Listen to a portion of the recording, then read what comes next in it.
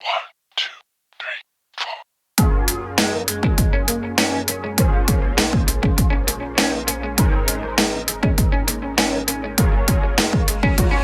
Hello everyone, hope you have a good day full. So നമ്മളിന്ന് 10ാം ക്ലാസ്സിലെ mathematics ആണ് നോക്കാൻ പോകുന്നത്. ഏറ്റവും പ്രധാനപ്പെട്ട 2 ചാപ്റ്റേഴ്സാണ് ഇന്ന് റിവൈസ് ചെയ്യാൻ ഞാൻ ഉദ്ദേശിക്കുന്നത്. The first chapter is arithmetic sequence and the second one is it's algebra. ഈ 2 ചാപ്റ്റർ നമ്മുടെ SSLC എക്സാമിൽ ഏറ്റവും മുഖ്യമാണ് വീക്കിലെ, അല്ലേ? സോ പരീക്ഷയ്ക്ക് മുൻപ് ആകെ 30 മിനിറ്റ് മാത്രമേ നിങ്ങളുടെ കയ്യിലുള്ളൂ എങ്കിൽ ഈ വീഡിയോ മാത്രം മതി. അതിൽ ഞാൻ കവറപ്പ് ചെയ്യാൻ പോകുന്ന പല ഫോർമുലാസ് ഉണ്ട്. ഏറ്റവും ഇമ്പോർട്ടൻ്റ് ആയിട്ടുള്ള ഫോർമുലകൾ അവ എങ്ങനെ ലോജിക്കലായി ഓർത്ത് വെക്കാം എന്നാണ് നമ്മൾ നോക്കുന്നത്. സോ കയ്യിലൊരു വൈറ്റ് പേപ്പറും പേനയും എടുത്തോളൂ. ആദ്യത്തെ 3 മിനിറ്റിൽ നമ്മൾ ബേസിക്സ് ഒന്ന് ഫ്രഷപ്പ് ചെയ്യും. ബാക്കി സമയം കൊണ്ട് എല്ലാ ഇക്വേഷൻസും ട്രിക്കുകളും നമ്മൾ തീർക്കും. Let's begin.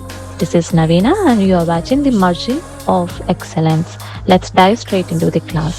ആദ്യമേ തന്നെ AP എന്നാൽ എന്താണ്?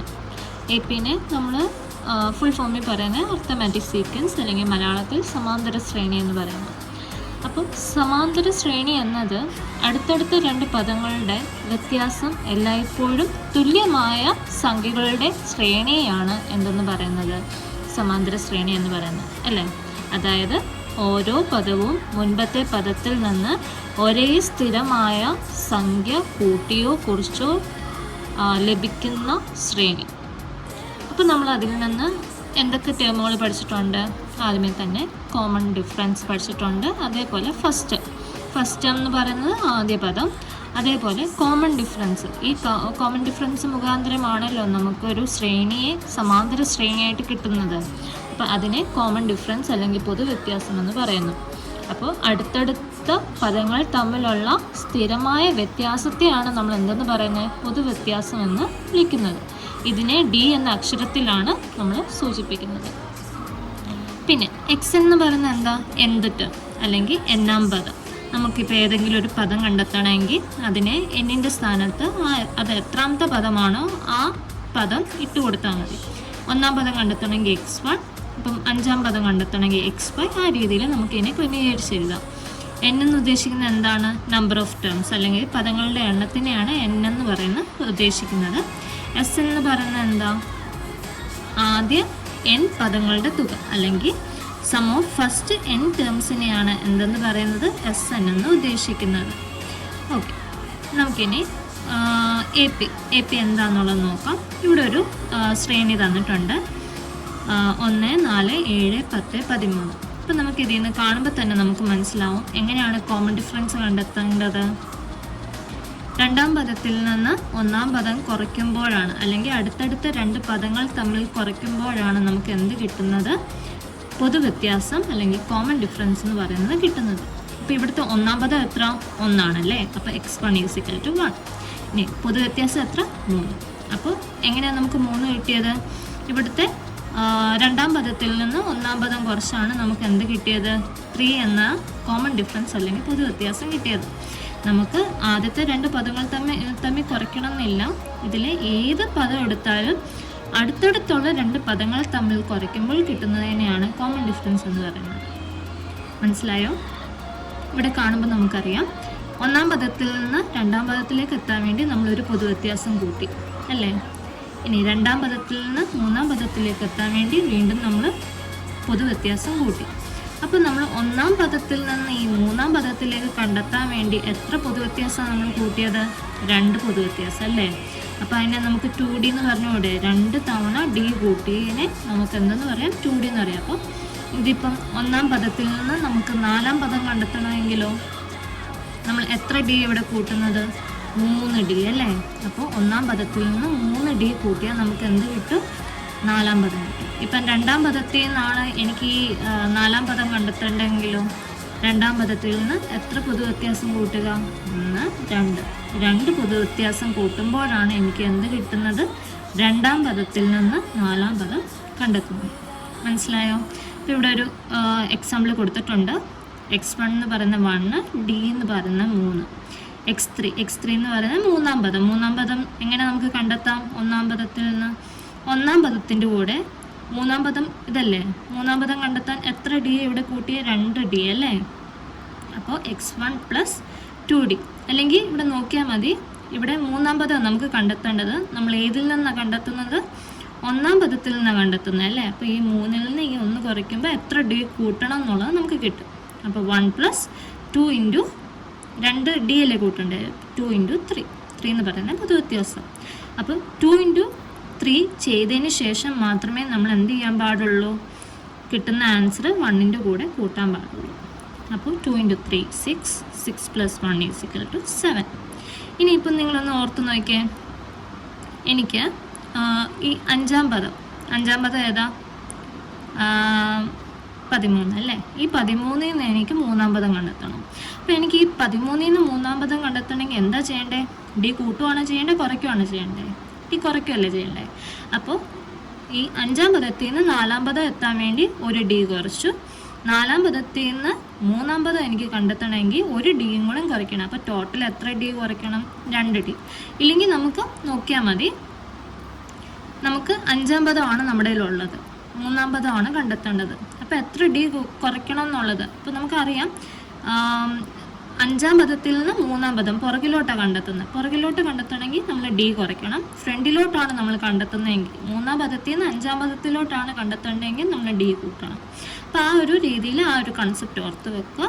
അപ്പോൾ x5 13 എന്താ ചെയ്യേണ്ടത്? ഡി കുറയ്ക്കുകയല്ലേ ചെയ്യേണ്ടത്. നമുക്ക് അഞ്ചാം പദത്തിൽ നിന്ന് മൂന്നാം പദം പുറകിലോട്ടാണ് കണ്ടെത്തേണ്ടത്. അപ്പം മൈനസ്. ഇനി എത്ര പൊതുവ്യത്യാസം നമുക്ക് കുറയ്ക്കണം? അതെന്ത് ചെയ്താൽ മതി?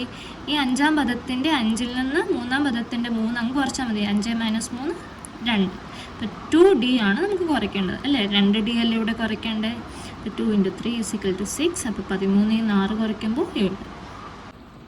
അപ്പോൾ എണ്ണാം പദം കണ്ടെത്താൻ വേണ്ടി നമ്മൾ മെയിൻലി 2 ഇക്വേഷൻസ് ആണ് പഠിക്കുന്നത്. ഒന്നെങ്കിൽ നമുക്ക് x എന്ന് പറയുന്ന ഇക്വേഷൻ ഉപയോഗിക്കാം.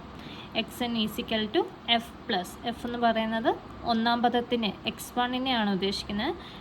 f + n - 1. n എന്ന് പറയുന്നത് എത്രാമത്തെ പദമാണോ ആ പദത്തിനെയാണ് n, അല്ലെങ്കിൽ പദങ്ങളുടെ എണ്ണത്തിനെയാണ് n എന്ന് ഉദ്ദേശിക്കുന്നത്. -1 ഇൻറ്റു d എന്നുള്ള ഇക്വേഷൻ നമുക്ക് യൂസ് ചെയ്യാം. ഇല്ലെങ്കിൽ നമ്മൾ നാലാമത്തെ ചാപ്റ്ററിനകത്ത് ഓൾജിബ്രിക് എക്സ്പ്രഷൻ കണ്ടെത്താൻ വേണ്ടി നമ്മളൊരു equation പഠിച്ചായിരുന്നല്ലോ. xn = dn + f - d. d എന്ന് ഉദ്ദേശിക്കുന്ന പൊതുവ്യത്യാസം, f - d. f എന്ന് ഉദ്ദേശിക്കുന്നത് ഒന്നാം പദം അല്ലെങ്കിൽ ഫസ്റ്റ് ആണ്. അപ്പോൾ dn + f - d.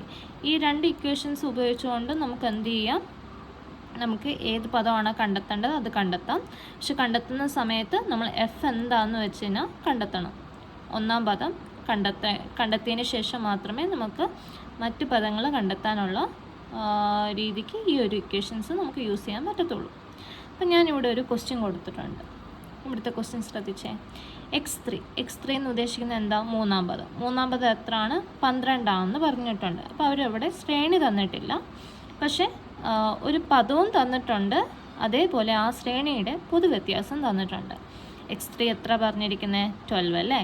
d എത്ര തന്നിരിക്കുന്നത്? പൊതുവ്യത്യാസം എത്ര? 4. അങ്ങനെയാണെങ്കിൽ കണ്ടെത്തേണ്ട 2 കാര്യങ്ങളാണ്. x1ഉം കണ്ടെത്തണം, x9ഉം കണ്ടെത്തണം. അപ്പം നമുക്ക് ആദ്യമേ x1 എങ്ങനെ കണ്ടെത്താൻ നോക്കാം. x1 എന്ന് പറയുന്നത് എന്താ? ഒന്നാം പദം അല്ലേ. അപ്പോൾ x1 = നമുക്ക് ഏത് പദത്തിൽ നിന്ന് മാത്രമേ കണ്ടെത്താൻ ഇപ്പം നമ്മളെ കൊണ്ട് സാധിക്കത്തുള്ളൂ? x3യിൽ നിന്ന്. എങ്ങനെ കണ്ടെത്താം? x3 ഇനി x1 = x3 - 2d x3 എത്ര? 12 - 2 ഇൻറ്റു d എത്ര? 4. ഇത് ചെയ്തതിന് ശേഷം മാത്രം 12ൽ നിന്ന് കുറയ്ക്കുക. അപ്പോൾ 12 - 8 = 12ൽ നിന്ന് 8 മൈനസ് ചെയ്യുമ്പോൾ എത്ര? 6. അപ്പോൾ ഒന്നാം പദം എത്ര നമുക്ക് കിട്ടിയിരിക്കുന്നത്?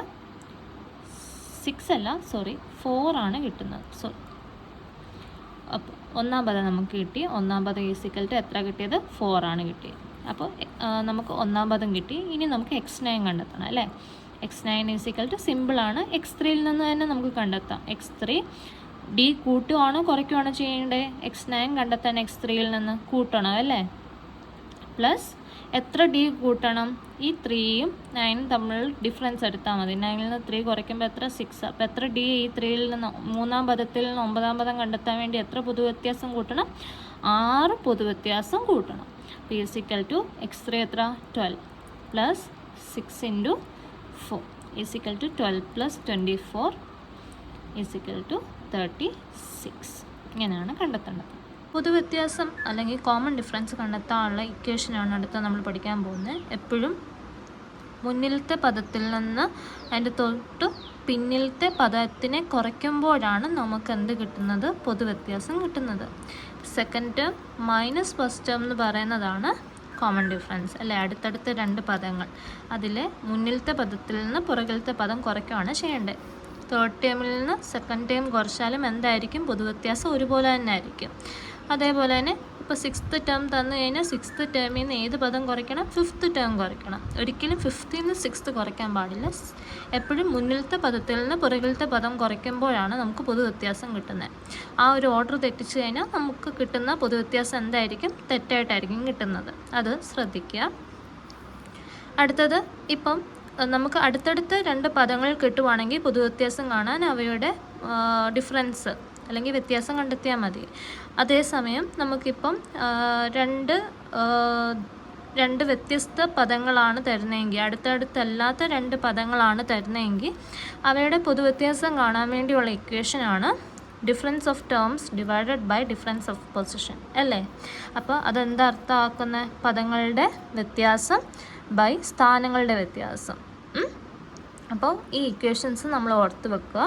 ഇപ്പോൾ ഇവിടെ ഒരു എക്സാമ്പിൾ ഞാൻ കൊടുത്തിട്ടുണ്ട്. ഒരു ശ്രേണി 2, 5, 8, 11 എന്ന് പറയുന്ന ഒരു ശ്രേണി. ഇതിൻ്റെ പൊതുവ്യത്യാസം കാണാൻ വേണ്ടി എന്ത് ചെയ്താൽ മതി, രണ്ടാം പദത്തിൽ നിന്ന് ഒന്നാം പദം കുറച്ചാൽ മതി അല്ലേ. ഇല്ലെങ്കിൽ മൂന്നാം പദത്തിൽ നിന്ന് രണ്ടാം പദം കുറയ്ക്കുമ്പോഴും നമുക്ക് എന്തായിരിക്കും കിട്ടുന്നത്, തുല്യമായിട്ടുള്ള പൊതുവ്യത്യാസമായിരിക്കും കിട്ടുന്നത്. അപ്പോൾ 5 - 2 = 3. അത് ഇപ്പോൾ നമ്മൾ d = മൂന്നാം പദത്തിൽ നിന്ന് രണ്ടാം പദം കുറച്ചാലും കിട്ടുന്ന ഡിഫറൻസ് എന്ത് തന്നെ ആയിരിക്കും, സെയിം ആയിരിക്കും അല്ലേ. അപ്പോൾ എപ്പോഴും മുന്നിലത്തെ പദത്തിൽ നിന്ന് പുറകിലത്തെ പദം കുറയ്ക്കുമ്പോഴാണ്, അടുത്തടുത്ത രണ്ട് പദങ്ങൾ തമ്മിൽ കുറയ്ക്കുമ്പോഴാണ് പൊതുവ്യത്യാസം കിട്ടുന്നത്.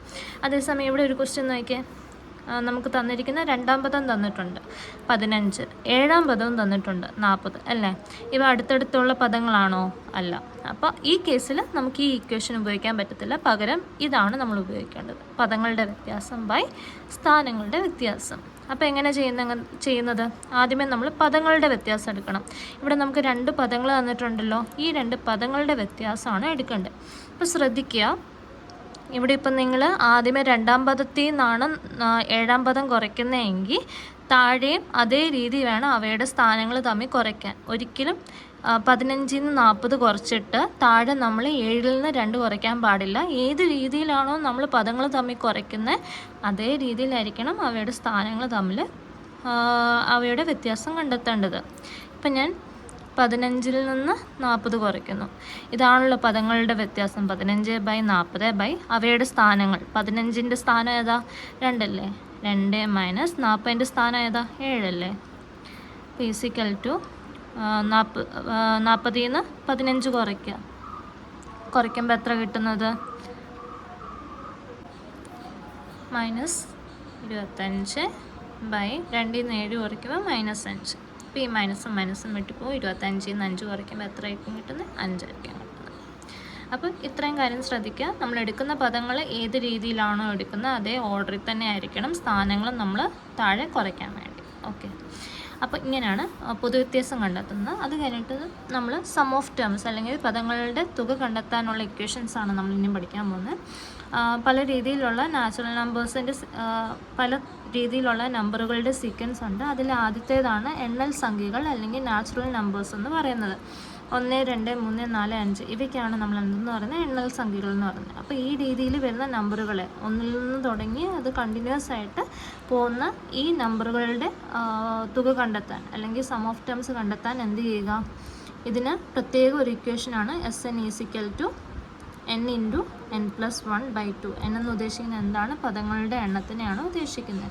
അതേസമയം ഇവിടെ നിന്ന് നോക്കിയാൽ 5ൻ്റെ ഗുണന സംഖ്യകൾ അല്ലെങ്കിൽ മൾട്ടിപ്പിൾ ഓഫ് 5 ആണ് തരുന്നതെങ്കിൽ മൾട്ടിപ്പിൾ ഓഫ് 5ൻ്റെ സീക്വൻസ് എങ്ങനെയായിരിക്കും വരുന്നത്, 5, 10, 15, 20, 25.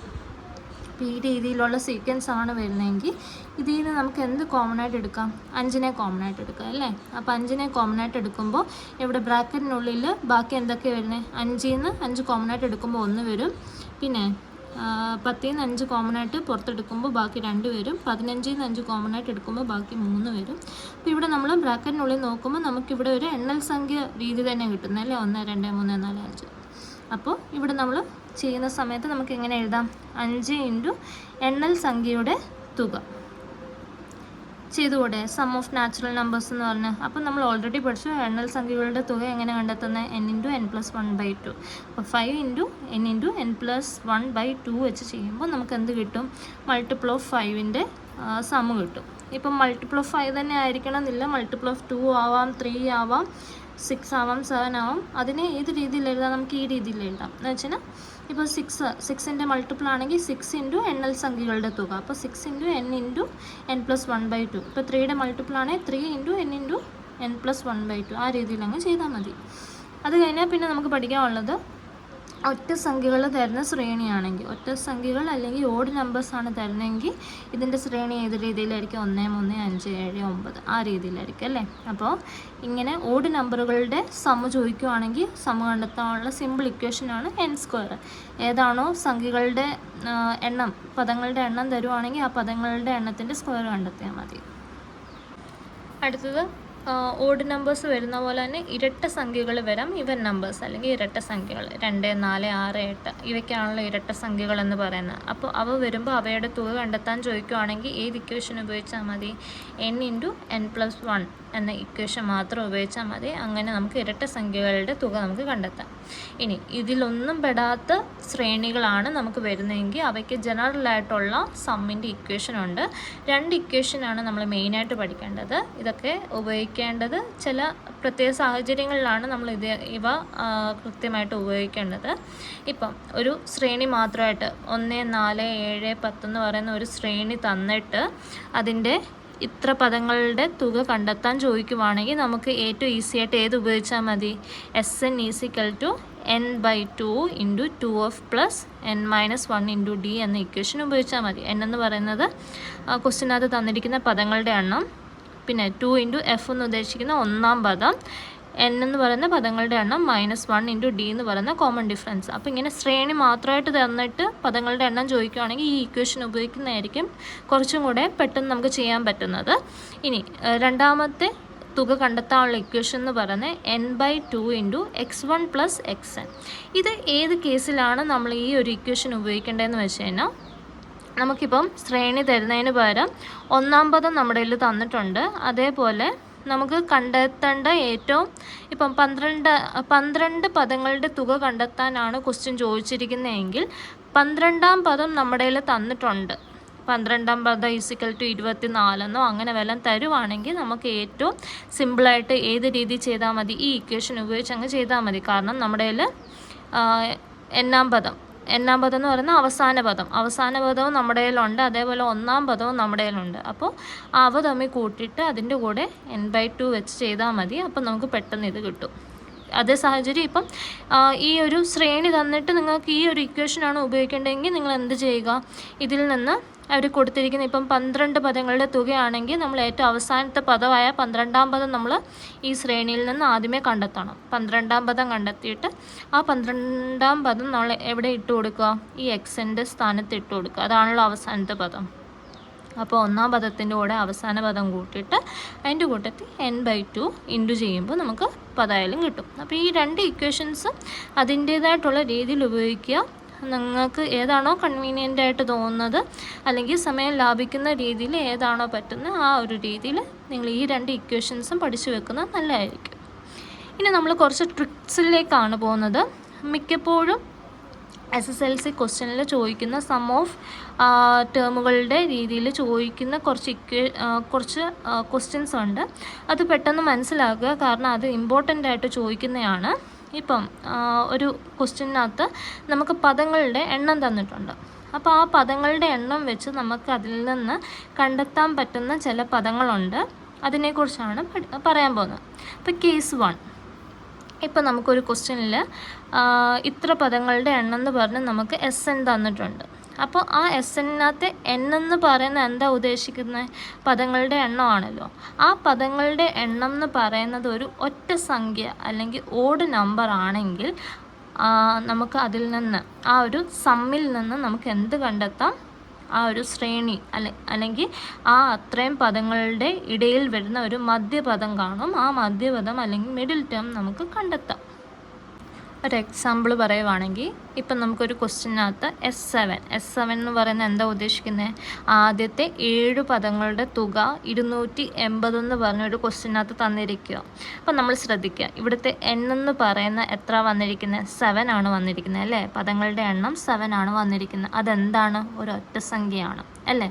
അപ്പോൾ ഒറ്റ സംഖ്യ വരുവാണെങ്കിൽ അതിനെന്തുണ്ട്? ഒരു മധ്യപദമുണ്ട് അല്ലെങ്കിൽ ഒരു മിഡിൽ ടേം ഉണ്ട്. അപ്പം നമുക്ക് ഈ ഒരു സമ്മിൽ നിന്ന് നമുക്ക് എന്ത് കണ്ടെത്താം? മിഡിൽ ടേം കണ്ടെത്താം. അതപ്പോൾ എത്രാമത്തെ പദമാണെന്ന് നമ്മൾ അറിയണ്ടേ? ആ മിഡിൽ ടേം അല്ലെങ്കിൽ മധ്യപദം എത്രാമത്തെ പദമാണെന്ന് കണ്ടെത്താൻ എന്ത് ചെയ്താൽ മതി? ഈ തന്നിരിക്കുന്ന എന്നിൻ്റെ കൂടെ 1 കൂട്ടിയിട്ട് അതിൻ്റെ പകുതി കണ്ടാൽ മതി. എന്ന് വെച്ചാൽ n+1/2. അപ്പോൾ n+1 8 ആണ്, 8/2 4. അപ്പോൾ മിഡിൽ ടേമായിട്ട് ഏതാണ് വരുന്നത്? 4ാം പദമാണ് മധ്യപദമായിട്ട് വരുന്നത്. അപ്പോൾ ആ മധ്യപദം കണ്ടെത്താൻ എന്ത് ചെയ്താൽ മതി? സമ്മിൻ്റെ കൂടെ ആ പദങ്ങളുടെ എണ്ണം എന്ത് ചെയ്താൽ മതി? ഡിവൈഡ് ചെയ്താൽ മതി. അപ്പോൾ 280നെ 7 കൊണ്ട് ഡിവൈഡ് ചെയ്യുമ്പോൾ നമുക്ക് 4ാം പദം എത്രയാണെന്ന് കിട്ടും. 4ാം പദം എത്രയാണ്? 40 ആണ്. അപ്പോൾ ഇങ്ങനത്തേത് ഓർത്ത് വെക്കുക. അതേപോലെ ഇതിപ്പം ഒറ്റ സംഖ്യ വരുന്ന കേസാണ് പറഞ്ഞിരിക്കുന്നത്. ഇനി കേസ് 2, ഒറ്റ സംഖ്യയ്ക്ക് പകരം ഇരട്ട സംഖ്യ വരാനുള്ള ചാൻസും ഉണ്ടല്ലോ. അപ്പോൾ n ഇരട്ട സംഖ്യയാണ് അല്ലെങ്കിൽ ഈവൻ നമ്പറായിട്ടാണ് വരുന്നതെങ്കിൽ ഇവിടെ ഒറ്റ മധ്യപദമേ ഉണ്ടായിരുന്നുള്ളൂ, ഒരു സിംഗിളായിട്ടുള്ള മിഡിൽ ടേമേ ഉണ്ടായിരുന്നുള്ളൂ. പക്ഷേ ഇരട്ട സംഖ്യ വരുന്ന കേസിൽ അവിടെ 2 മിഡിൽ ടേംസ് ആണ് വരുന്നത്, 2 മധ്യപദങ്ങളാണ് വരുന്നത്. അപ്പോൾ ആ കേസിൽ നമ്മൾ ആ സമ്മിൻ്റെ കൂട്ടത്തിൽ എന്ന് വെച്ചാൽ ഇവിടെ കിട്ടുന്ന സം എന്താണോ ആ സമ്മിൻ്റെ കൂട്ടത്തിൽ നമ്മൾ ഈ n നമുക്ക് കിട്ടുമല്ലോ. n എന്ന് പറയുന്നത് ഇരട്ട സംഖ്യയാണ്. ആ n-ൻ്റെ പകുതി എടുക്കുക, n/2. അപ്പോൾ ആ n/2 n-ൻ്റെ പകുതി എടുത്തിട്ട് അതിനെ സം കൊണ്ട് ഡിവൈഡ് ചെയ്യും. സം കൊണ്ട് ഡിവൈഡ് ചെയ്യുമ്പോൾ നമുക്ക് കിട്ടുന്ന ആൻസർ എന്തായിരിക്കും? 2 മധ്യപദങ്ങളുടെ തുകയായിരിക്കും നമുക്ക് കിട്ടുന്നത്. അപ്പോൾ ആ 2 മിഡിൽ ടേംസ് നമുക്ക് കണ്ടെത്തണമല്ലോ. ഏതൊക്കെയാണ് ആ 2 മധ്യപദങ്ങളിൽ നിന്ന് നമുക്ക് കണ്ടെത്തണം. അപ്പോൾ ആ 2 മധ്യപദങ്ങൾ കണ്ടെത്താൻ എന്ത് ചെയ്താൽ മതി? ആ n-ൻ്റെ കൂടെ 2 ഡിവൈഡ് ചെയ്യുക. അപ്പോൾ ഇപ്പോൾ ഒരു എക്സാമ്പിൾ, S12 എന്ന് പറഞ്ഞാൽ 240 ആണ്, n എന്ന് പറഞ്ഞാൽ 12 ആണ്. അതൊരു ഇരട്ട സംഖ്യ വരുമ്പോൾ 2 മധ്യപദങ്ങളാണുള്ളത്, n/2ഉം n/2 + 1 ആയിരിക്കും ആ 2 മധ്യപദങ്ങൾ എന്ന് പറയുന്നത്. അപ്പോൾ n/2 എന്ന് പറയുമ്പോൾ 6th ടേമും രണ്ടാമത്തെ പദം എന്തായിരിക്കും വരുന്നത്? n/2 + 1. n/2 എന്ന് പറയുന്നത് 6 + 1 7th ടേം. അപ്പോൾ ആ 2 പദങ്ങളുടെ തുകയാണ് എന്തായിട്ട് വരുന്നത്? മിഡിലായിട്ട് വരുന്നത്. അപ്പോൾ അത് കണ്ടെത്താൻ എന്ത് ചെയ്താൽ മതി? തുകയുടെ കൂടെ n/2 n-ൻ്റെ പകുതി എടുത്ത് ഡിവൈഡ് ചെയ്താൽ മതി. അപ്പോൾ 240 / 6 = 40. ഇതിൻ്റെ അർത്ഥം എന്താ വരുന്നത്? 6ാം പദവും 7ാം പദവും തമ്മിലുള്ള തുകയാണ് എന്തെന്ന് പറയുന്നത്?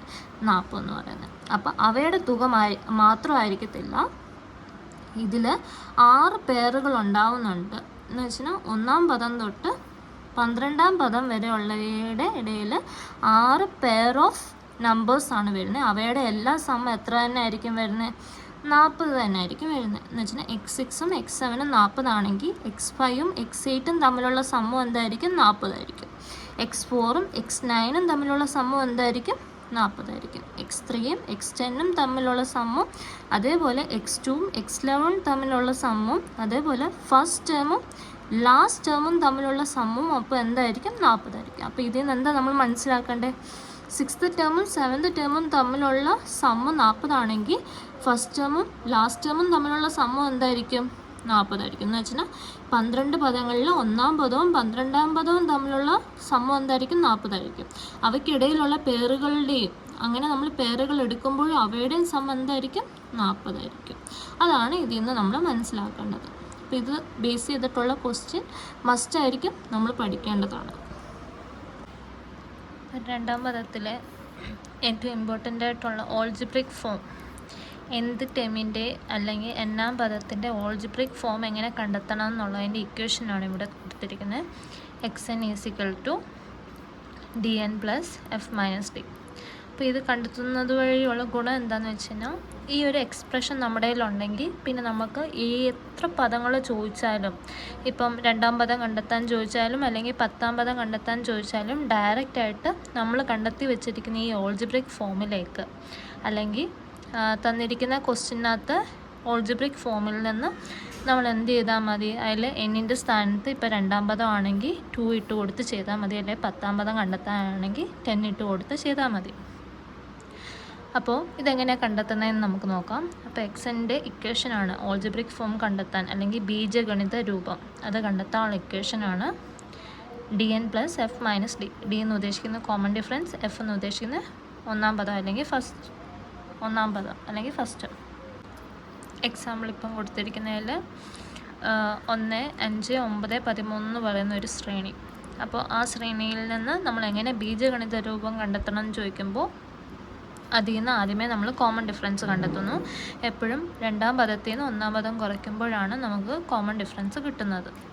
അപ്പോൾ xn = dn. dn എന്ന് പറയുമ്പോൾ d എത്രയാണ് 4, 4n പ്ലസ് ഫസ്റ്റ് ടേം എത്രയാണ് 1 ആണ്, 1 മൈനസ് കോമൺ ഡിഫറൻസ് എത്ര 4 ആണ്, 1 - 4. അപ്പോൾ = 4n പ്ലസ് 1 - 4 എന്ന് പറയുന്നത് -3 ആണ്. അപ്പോൾ -3 പ്ലസും മൈനസും ചേരുമ്പോൾ മൈനസ് ആവും, 4n - 3. ഇതാണ് എണ്ണാം പദത്തിൻ്റെ അല്ലെങ്കിൽ എന്ത് ടേമിൻ്റെ ബീജഗണിത രൂപം അല്ലെങ്കിൽ ഓൾജിബ്രിക് എക്സ്പ്രഷൻ കണ്ടെത്താനുള്ള ഇക്വേഷൻ. ഇതാണ് ഇക്വേഷൻ. അപ്പോൾ അത് വെച്ച് ഒരു എക്സാമ്പിൾ വെച്ച് ചെയ്ത് കാണിച്ചെന്നേ ഉള്ളൂ. ഇപ്പോൾ ഇതിൽ നിന്ന് നമുക്ക് 2ാം പദവും 10ാം പദവും ഒക്കെ ചോദിക്കുവാണെങ്കിൽ ഡയറക്റ്റായിട്ട് കണ്ടെത്താൻ എന്ത് ചെയ്താൽ മതി, ഈ എന്നിൻ്റെ സ്ഥാനത്ത് എത്രാമത്തെ പദമാണ് കണ്ടെത്തേണ്ടത് ആ നമ്പർ ഇട്ട് കൊടുത്താൽ മതി. ഫോർ എക്സാമ്പിൾ ഇപ്പോൾ ഇവിടെ 2ാം പദം കണ്ടെത്താൻ ചോദിക്കുന്നുണ്ട്. അപ്പോൾ നമ്മൾ ഓൾറെഡി ബീജഗണിത രൂപം നമ്മുടെ കയ്യിലുണ്ട്. അപ്പോൾ അതിലേക്ക് 4 × എന്നിൻ്റെ സ്ഥാനത്ത് 2 ഇട്ട് കൊടുക്കുക, 2 - 8. എപ്പോഴും ഇത് ചെയ്തതിന് ശേഷം മാത്രം 3 മൈനസ് ചെയ്യുക, = 8 - 3 = 5 എന്ന ആൻസർ കിട്ടും. നോക്കിയേ, ഇവിടുത്തെ 2ാം പദം 5 അല്ലേ, അതല്ലേ കിട്ടിയിരിക്കുന്നത്.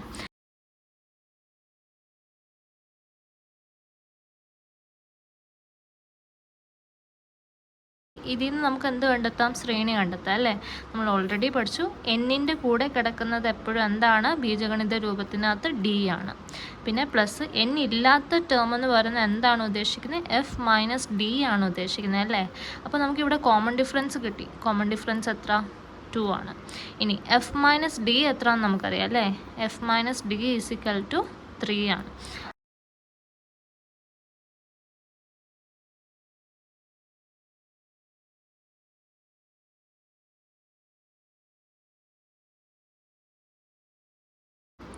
പിന്നീട് നമുക്ക് ബീജഗണിത രൂപം എന്തിൻ്റെ കണ്ടെത്തേണ്ടത്, സം ഓഫ് n ടേംസിൻ്റെ ആണ്, അല്ലെങ്കിൽ n പദങ്ങളുടെ തുകയാണ് കണ്ടെത്തേണ്ടത്. അത് കണ്ടെത്താനുള്ള ഇക്വേഷൻ എന്താ, Sn = d/2 n² plus f - d/2 n. ഇതാണ് ഇക്വേഷൻ.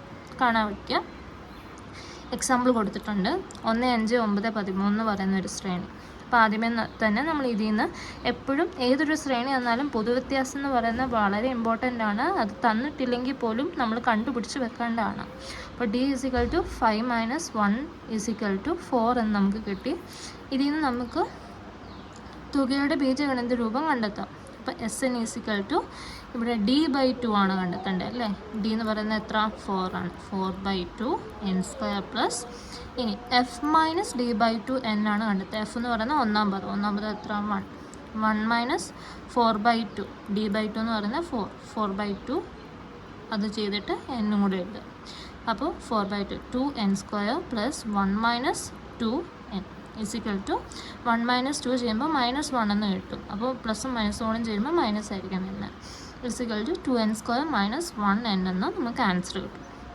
അപ്പോൾ ഇതും കണ്ടെത്തുന്നതിൻ്റെ ഉദ്ദേശം ഇതേ രീതി തന്നെയാണ്. ഇവിടെ ഇപ്പോൾ നമ്മൾ എണ്ണാം പദത്തിൻ്റെ ബീജഗണിത രൂപം കണ്ടെത്തുമ്പോൾ ഏത് പദം കണ്ടെത്താൻ ചോദിച്ചാലും നമുക്ക് ആ ബീജഗണിത രൂപത്തിൽ നിന്ന് കണ്ടെത്താം. അതേപോലെ n പദങ്ങളുടെ തുകയുടെ ബീജഗണിത രൂപം നമുക്ക് കണ്ടെത്തുമ്പോൾ എത്ര പദങ്ങളുടെ തുക കണ്ടെത്താൻ ചോദിച്ചാലും ഇവിടുത്തെ എന്നിൻ്റെ സ്ഥാനത്ത് അത് ഇട്ട് കൊടുത്താൽ മതി. ഇവിടെ ഇപ്പം ഫോർ എക്സാമ്പിൾ S10 എന്ന് പറയുന്നത് എന്താ ഉദ്ദേശിക്കുന്നത്, ആദ്യത്തെ 10 പദങ്ങളുടെ തുക കണ്ടെത്താനാണ് ചോദിക്കുന്നത്. ആദ്യത്തെ 10 പദങ്ങളുടെ തുക കണ്ടെത്താൻ ഇവിടെ എന്നിൻ്റെ സ്ഥാനത്ത് എന്തിട്ട് കൊടുത്താൽ മതി, ഈ ശ്രേണിയുടെ കേസിൽ ഇതിൻ്റെ ബീജഗണിത രൂപം 2n² - 1n ആയതുകൊണ്ട് തന്നെ എന്നിൻ്റെ സ്ഥാനത്ത് 10 ഇട്ട് കൊടുക്കുക. അപ്പോൾ